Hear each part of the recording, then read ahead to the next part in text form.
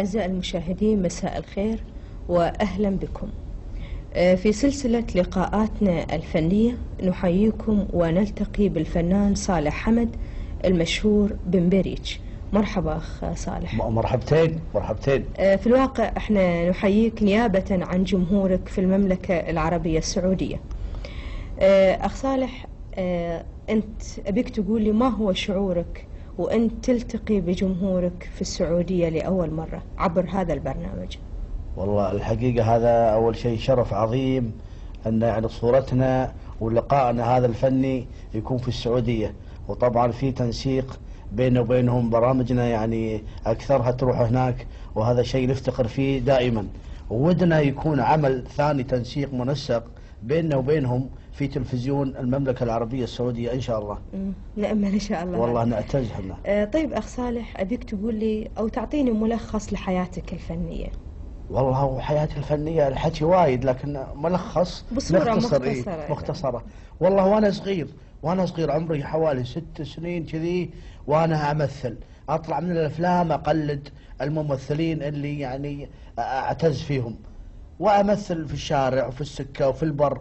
بعدين كبرت، وقتها هي موهبة، أساس الفن موهبة للإنسان، الله يوهبه الشيء هذا، وبعدين تبدأ هواية، وبعدين ينميها في الدراسة يكون تمشي مضبوط. ومشينا أول نمثل بالبر وفي العرس وفي الأفراح الثانية، وبعدين دشينا المسرح وصار تمثيل صج. أنت كفنان هل تعتقد يعني أي المدارس الفنية أو أي الأعمال الفنية أقرب لنفسك؟ لأنك أنت يعني مارست كذا لون من العمل الفني. يعني أعمالي أنا الفنية؟ لا، بالنسبة للعمل الفني ككل. والله أي الألوان أقرب إلى نفسك؟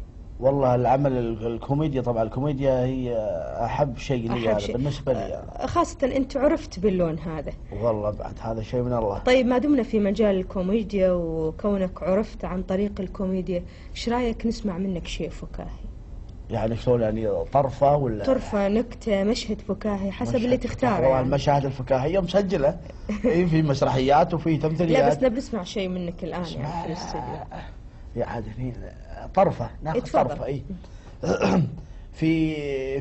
في واحد عنده ولد ضاع، مسكين ضاع الولد، فراح يدور عليه يومين 3 ما لقاه، راح المخفر حق الشرطة، قال لهم يا جماعة ولدي ضاع صار له 3 أيام. قال له الضابط ليش ما خبرت؟ المفروض انك تخبر من اول يوم. قال والله احنا قلنا يمكن اليوم يجيه باكر يجي، سألنا الربع بيت عمه بيت خاله ما لقينا. قال والحين شلون؟ قال والله الحين ما لنا الا انتم. قال زين ولدك اوصافه؟ قال لا والله اوصافه اسمر اللون وسع العينين قصير القامة. قال لا نبي يعني في شيء مميز علشان نعرف ولدك على طول. قال لي هو عنده شيء مميز يعني بس تشوف هالشيء هذا تعرفه على طول. قال له شنو الشيء المميز هذا؟ قال له في مخباته 50 فلس.